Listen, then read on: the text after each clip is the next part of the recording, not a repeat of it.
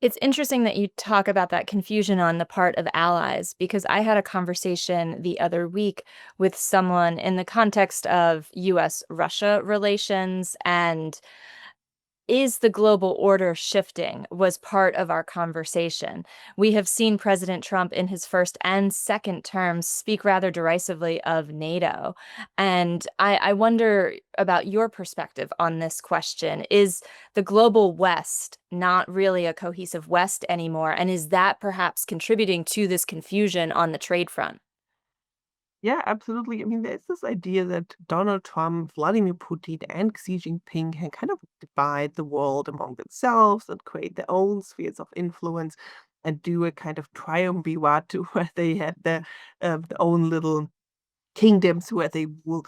That I'm not sure if that's really a correct reading of what Donald Trump is doing and what he sees. He's not thinking in 20th century Yalta, Stalin, Churchill categories of dividing the world. He's thinking more about, well, I want to be on the same level as the most powerful people in the world, and I want to do business with them. So that's the very basic instinct that where he is coming from.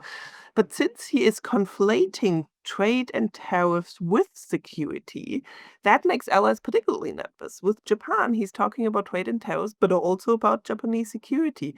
Europeans have a very important NATO summit coming up at the end of June in The Hague. A trade and tariff war with Trump will not be looked at separately from that. The administration is looking through all that through one lens. And for Europe, that lens is obviously a free rider lens you're not paying up. So this linkage between trade and tariffs, between security, between questions about US reliability as an ally, are all coming together into one mix, which again makes it incredibly difficult to negotiate, especially for an entity like the European Union, which is only focused on negotiating trade. And everything else in Europe on security is done by NATO.